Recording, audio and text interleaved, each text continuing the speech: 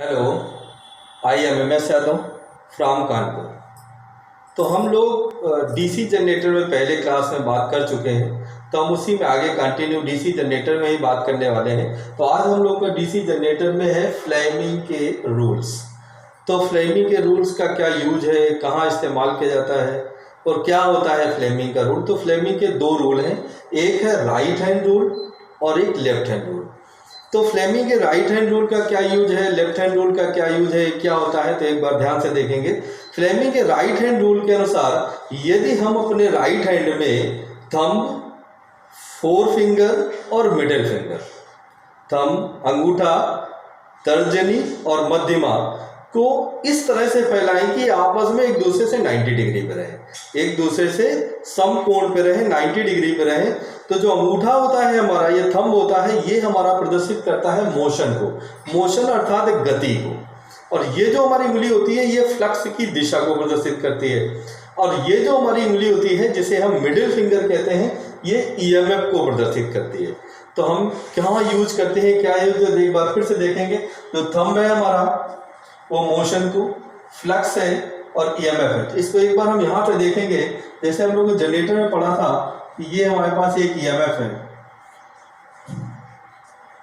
NS,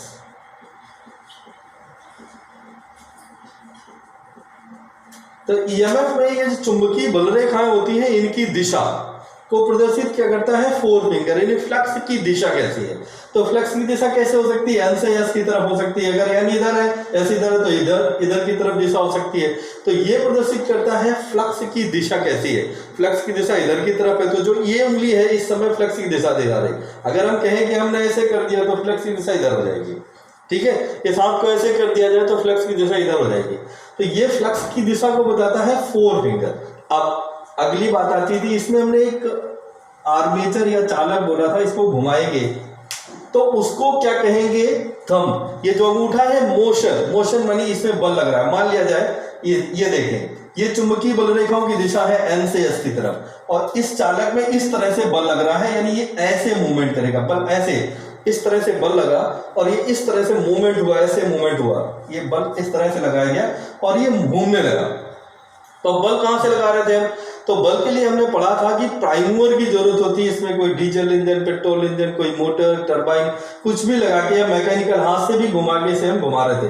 तो ये motion की जरूरत पड़ेगी, वो थंब मोशन की दिशा को प्रदर्शित करता है। तो अब बात है, ये दो चीजें हमारी डिसाइड है कि हमारा चुंबकीय फ्लक्स की दिशा में है और मोशन गति, हम इसको इस तरह से घुमा रहे हैं, ये इसको इस तरह से घुमा रहे हैं, तो दिशा कैसी हो जाएगी, अंगूठे की दिशा ये हो जाएगी। तो ये जो प्रेरित विद्युत वाहक बल है, जो इंड्यूस्ड EMF है, वो किस दिशा से होगा, ये प्रदर्शित करती है, जैसे हम कहते हैं मिडिल फिंगर। तो इसका यूज क्या है, डीसी जनरेटर में जो प्रेरित EMF है या प्रेरित धारा है, जो इंड्यूस्ड EMF है, जो वोल्टेज जनरेट हुआ है, वो कहां से आएगा, पॉजिटिव किधर रहेगा, नेगेटिव किधर रहेगा, इसके लिए हम फ्लेमिंग के राइट हैंड रूल को पढ़ते हैं। तो फ्लेमिंग का राइट हैंड रूल कहां लगता है, डीसी जनरेटर में। क्या ज्ञात करने के लिए लगता है, तो प्रेरित विद्युत वाहक बल की दिशा ज्ञात करने के लिए या प्रेरित धारा की दिशा ज्ञात करने के लिए। तो नेक्स्ट अगर हम बात करेंगे इसी में कि फ्लेमिंग का लेफ्ट हैंड रूल कहां लगता है, फ्लेमिंग का लेफ्ट हैंड रूल कहां लगता है, तो देखेंगे। अभी हमने पढ़ा कि फ्लेमिंग के राइट हैंड का रूल डीसी जनरेटर में लगता है, उसी तरह से फ्लेमिंग लेफ्ट हैंड रूल। तो फ्लेमिंग लेफ्ट हैंड रूल और राइट हैंड रूल एक ही जैसे हैं, बस अंतर क्या है, इसमें हम अपने लेफ्ट हैंड को लेते हैं और थंब, फोर फिंगर और मिडिल फिंगर को इस तरह से रखते हैं कि आपस में एक दूसरे से 90 डिग्री पे रहे। बस यहाँ पे ध्यान देने वाली बात क्या थी कि जब हमने इस नियम को पढ़ा था तो यहाँ पर हमारे द्वारा दो चीजें डिसाइड थी कि हम जनरेटर को घुमा किस दिशा में रहे और ये फ्लक्स की दिशा हमने क्या डिसाइड कर रखी है। तो प्रेरित दिशा की दिशा खुद डिसाइड होती है। अगर हम इसको इस तरह से घुमाते तो धारा की दिशा बदल जाती। अब यहाँ पर हमारे द्वारा क्या डिसाइड होती है, दो चीजें। एक तो ये डीसी मोटर में लगता है, फ्लेमिंग के left hand rule DC motor के लिए होता है। तो डीसी मोटर में हम डीसी मोटर को सप्लाई देंगे, बाहर से सप्लाई देंगे, यानी हम करंट बाहर से जो सप्लाई देंगे तो उसमें करंट बहेगी। तो करंट की दिशा कौन प्रदर्शित करता है, ये, इसको हमने क्या बोलते हैं, मिडिल फिंगर। तो मिडिल फिंगर हमारी क्या प्रदर्शित करती है, धारा की दिशा। तो हमने धारा कहां से दी है, बोले इस तरफ से धारा दी है या धारा इधर से दी, दो सिरे हमारे पास होंगे, एक पॉजिटिव और एक नेगेटिव। धारा पॉजिटिव से नेगेटिव की तरफ चलती है, तो अगर हमने पॉजिटिव इधर दिया है तो धारा पॉजिटिव से नेगेटिव, अगर पॉजिटिव इधर दिया है तो धारा पॉजिटिव से नेगेटिव। तो यहां पर ध्यान देंगे, ये हमारी कौन सी दिशा है, धारा की दिशा को प्रदर्शित कर रहा है, और ये उंगली हमारी क्या प्रदर्शित कर रही है, सेम चीज, फ्लक्स की दिशा। तो ये फ्लक्स की दिशा और ये धारा, ये हम डिसाइड कर रहे हैं। तो मोटर डिसाइड करेगी कि मोटर इस तरह घूमेगी या इस तरह घूमेगी। तो जैसी कंडीशन में हम बात करेंगे, अगर धारा की दिशा ये है और ये फ्लक्स की दिशा है, तो मोशन जो होगा मोटर का वो इस दिशा में हो जाएगा, इस दिशा में। अगर हम इसमें से इन दोनों में से कोई एक बदलाव कर दें, सपोज दैट धारा की दिशा को बदल दिया हमने, ये धारा हम इधर से दे रहे हैं और चुंबकीय क्षेत्र की दिशा वही रखें, तो मोशन जो है वो इस दिशा में हो जाएगा। मोटर का मोशन जो है, गति विपरीत दिशा में हो जाएगी। सेम चीज अगर हम फ्लक्स की दिशा को बदल दें और ये यही रखें ऐसे, तो भी मोशन बदल जाएगा। तो हमारा थंब मोशन को प्रदर्शित करता है, मोटर की गति की दिशा को, फोर फिंगर फ्लक्स को, और मिडिल फिंगर धारा को, या सप्लाई वोल्टेज जो दिया जा रहा है उसकी दिशा क्या है।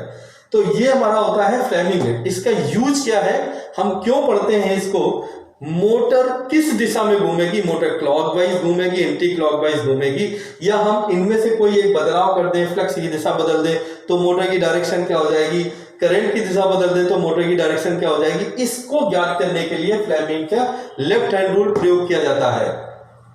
अब हम बात करेंगे नेक्स्ट में, फिर फ्लेमिंग के राइट हैंड और लेफ्ट हैंड रूल के बाद नेक्स्ट अगला टॉपिक है हम लोगों का इसी डीसी मोटर में ईएमएफ इक्वेशन। ईएमएफ इक्वेशन अब देखेंगे हम कि जनरेटर में हमने पढ़ा कि एक मैकेनिकल एनर्जी से किसी आर्मेचर को किसी मैग्नेटिक फील्ड में रोटेट कराया,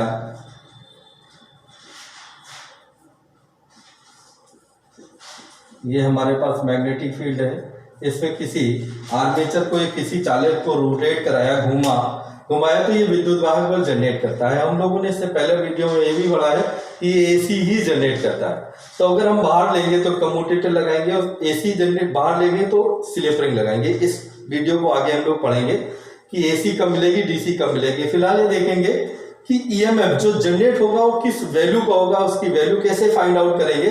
तो उसके लिए है कि जब इसको घुमाएंगे तो इसमें एक वोल्टेज जनरेट होगा, वो वोल्टेज किस बातों पर निर्भर करेगा, तो उसको कहते हैं EMF equation of DC generator. तो EMF equation of DC generator के लिए E बराबर phi ZNP अपॉन 60A। ध्यान से समझेंगे, जो ईएमएफ है हमारा इंड्यूस्ड ईएमएफ है E बराबर is equal to phi ZNP upon 60A। तो E हमारा क्या है, इंड्यूस्ड ईएमएफ, जो इस जनरेटर में विद्युत वाहक बल उत्पन्न हुआ है वो E है। और वो किस फैक्टर पर निर्भर कर रहा है, किस बात पर निर्भर कर रहा है, तो पहली पॉइंट आ रहा है फ्लक्स। ये जो हमारा मैग्नेटिक फ्लक्स है वो उसकी वैल्यू पर निर्भर करेगा, उसकी वैल्यू अधिक होगी तो ये अधिक होगा। सेम जेड जो है, इस आर्मेचर जो हम जिस चालक को घुमा रहे हैं, इनमें चालकों की टोटल जो संख्या होती है उसे हम कहते हैं जेड। तो जेड हमारा क्या है, आर्मेचर में चालकों की टोटल संख्या है, कुल संख्या जेड। अब संख्या ज्यादा होगी, आर्मेचर में चालक ज्यादा होंगे तो इंड्यूस्ड ईएमएफ भी ज्यादा हो जाएगा। सेम चीज एन, ये एन क्या है, इसकी रोटेशनल स्पीड है। इस आर्मेचर को पकड़ के हम धीरे धीरे घुमा रहे हैं तो गति कम होगी तो ईएमएफ कम होगा। इसे तेजी से घुमाएंगे तो स्पीड अधिक होगी तो ये ज्यादा होगा।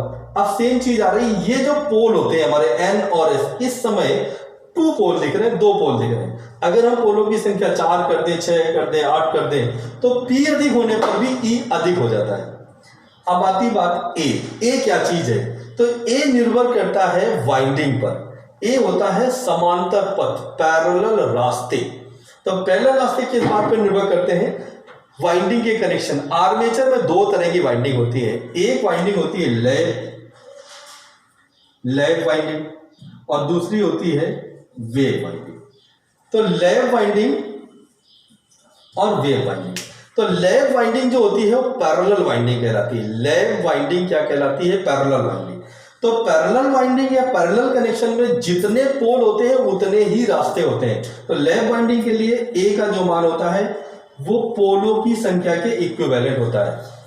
इसमें वास्तव में इसके और भी आगे की बात करते हैं, इसको हम लेते यही है, लेकिन ये होता है प्लेक्स, प्लेक्स, सिंप्लेक्स, ट्यूप्लेक्स, ये आगे की बात है, हम नेक्स्ट आगे बात करेंगे। फिलहाल हम इतना समझे, प्लेक्स एक नॉर्मली होता है जिसे हम सिंप्लेक्स लेते हैं, तो सिंप्लेक्स का मान होता है 1, इसलिए अगर हम p में 1 का गुणा करें तो ये हमारा a बराबर p ही रहता है। फिलहाल हम अभी यही पढ़ेंगे, आगे हम इसको पढ़ लेंगे प्लेक्स क्या होते हैं। फिलहाल हम a बराबर p, ये कब होता है, जब वाइंडिंग के कनेक्शन लैब होते हैं, लैब मींस समांतर होते हैं, पैरेलल होते हैं, यानी हम आर्मेचर में कनेक्शन पैरेलल कर रहे हैं, यानी लैब वाइंडिंग कर रहे हैं, तो ए बराबर पी, ए का मान पोल की संख्या के इक्विवेलेंट हो जाएगा। सेम वेव कनेक्शन के लिए जो ए का मान होता है वो हमेशा 2 होता है। मान लिया जाए सीरीज कनेक्शन, वेव वाइंडिंग को सीरीज कनेक्शन कहते हैं, मान लिया जाए 4 बल्ब है हमारे पास, उनको सीरीज में जोड़ना है, तो जब चारों बल्बों को सीरीज में जोड़ देंगे तो सिरे हमारे पास 2 रहेंगे, तो उसमें 4 बल्ब की जगह 6 बल्ब कर दिया जाए तब भी सिरे 2 रहेंगे, क्योंकि सीरीज में सिरे 2 ही रहेंगे। 10 बल्ब कर दिया जाए तब भी 2 रहेंगे। तो वेव कनेक्शन में पोल चाहे जितने हो वो मायने नहीं रखता है, ए का मान हमेशा 2 रहता है। और लैब कनेक्शन में जैसे लैब वाइंडिंग मतलब पैरेलल वाइंडिंग, इसमें अगर 4 लैब थे तो चारों को अलग अलग सप्लाई देनी, तो समांतर रास्ते कितने अलग अलग हो जाएंगे। तो ये किस पे निर्भर करेंगे, लैंपों की संख्या यानी पोल की संख्या पे। तो लैब वाइंडिंग में ए बराबर पी, वेव वाइंडिंग में ए बराबर 2। अब देखेंगे जैसे कि हमने ए का मान भी देख लिया, फाई हमने फ्लक्स देख लिया, जेड चालकों की संख्या, एन स्पीड, पी है पोलों की संख्या, और ए 60 क्या है, तो 60 क्या है, यहां पर जो एल लेते हैं वो स्पीड जो लेते हैं एन, वो मान लिया जाए 1000 आरपीएम है, कुछ और भी हो सकती है, 1000 आरपीएम। तो ये जो स्पीड ली जा रही है वो मिनट में ली जा रही है, और जो हम यहां पर कैलकुलेशन कर रहे हैं ई की, वो प्रति सेकेंड इंड्यूस्ड ईएमएफ होता है, पर सेकेंड उत्पन्न विद्युत आघूर्ण होता है, इसीलिए हमें 60 लेना पड़ता है। ये मिनट है और ये सेकेंड है, इसके लिए हम यहां पर 60 का गुणा करते हैं, यानी ये 60 हम यहां पे करते हैं, तो ये 60 होता है मिनट और सेकेंड के अंतर की वजह से, इसलिए यहां पर इसको क्या कर दिया जाता है, डिवाइड कर दिया जाता है। तो ये चीज हमें समझ में आई। अब इसका जो मान रहता है वो किस में रहता है, वोल्ट में। तो ईएमएफ इक्वेशन के लिए E बराबर 500 है, लेकिन इसमें से आगे क्या रहता है, ये जनरली एक कंप्लीट फार्मूला हो गया इसके लिए। अब बात आती है एक जनरेटर बन के आ गया, तो जनरेटर में जो हमारे पोल थे वो 2 थे तो 2 हो गए, 4 थे तो 4 हो गए। अब उसके कनेक्शन या तो लैब कर दिए गए या तो वेव कर दिए, यानी उसके जो आर्मेचर कनेक्शन है या तो पैरेलल कर दिए गए हैं और या सीरीज कर दिए गए हैं, तो ये भी हम बार बार बदलेंगे नहीं। तो अब बात है 60 में कोई बदलाव नहीं हो रहा है। जेड इस आर्मेचर में 100, 200, 400, 500, 1000 जो चालक हम बनाते समय हमने लगा दिए हैं वो उसमें भी कोई बदलाव नहीं होने वाला है। तो हमें कांस्टेंट क्या क्या चीजें हो गई, जेड आर्मेचर जब डिजाइन किया जा रहा है, बनाया जा रहा है, उसमें जेड निहित हो गए, पोलों की संख्या 2, 4, 6, 8 बना दी गई। 60 और ए कहां से डिसाइड है, लैब और वेव से। तो या तो लैब कनेक्शन है या तो वेव कनेक्शन है, तो हमारी ये वैल्यू क्या हो गई है, कांस्टेंट।